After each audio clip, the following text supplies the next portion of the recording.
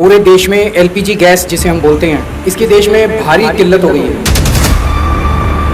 हमारे देश में जितनी एलपीजी की खपत है 60% इंपोर्ट होता है और उस 60% इंपोर्ट का 90% स्टेट ऑफ हर्मुज से आता है और स्टेट ऑफ हर्मुज इंडिया के लिए बंद हो गया, तो 90% इंपोर्ट्स कम हो गए हैं। इसका सबसे ज्यादा खामियाजा इस वक्त इमीडिएटली रेस्टोरेंट्स और होटल बर्दाश्त कर रहे हैं। इसकी वजह से अब मुंबई में 20% होटल और रेस्टोरेंट बंद हो चुके हैं और लगभग अगले 2 दिन के अंदर 50% रेस्टोरेंट और होटल बंद होने जा रहे हैं। तमिलनाडु में लगभग 10,000 होटल बंद होने की कगार पे हैं। पंजाब और दिल्ली एनसीआर में हजारों होटल और रेस्टोरेंट्स आने वाले कुछ दिनों के अंदर बंद होने जा रहे हैं और इसी तरह की कहानियां बेंगलोर, हैदराबाद, पश्चिम बंगाल, छत्तीसगढ़, हरियाणा, बिहार सब जगह से आ रही हैं। पूरे देश में इससे 1 करोड़ से ज्यादा लोगों के एकदम से बेरोजगार हो जाने की आशंका है और इतने बड़े स्तर पे अगर लोग बेरोजगार हो गए तो क्या स्थिति होगी हम सोच सकते हैं। हमें यह समझना पड़ेगा ये क्यों हो रहा है। ये हो रहा है क्योंकि इजराइल और अमेरिका ने ईरान के ऊपर हमला किया।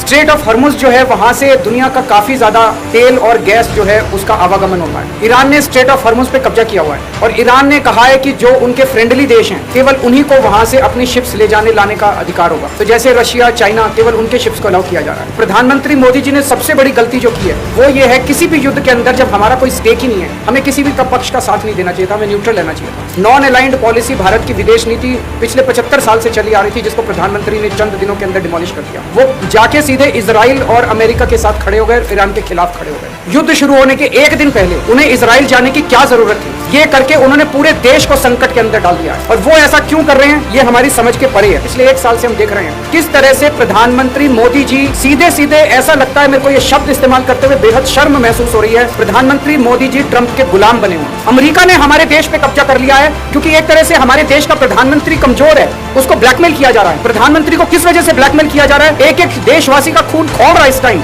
जो आदेश देते हैं ट्रंप, सर झुका के, जी हजूर करके हमारे देश के प्रधानमंत्री उसको मान देते हैं। अगर मोदी जी को लगता है कि कुछ ऐसी शर्मनाक बातें हैं ट्रंप के पास जिनको पब्लिक में आने से उन्हें नुकसान होगा, वो इस्तीफा दे दे पर देश के साथ खिलवाड़ ना करें।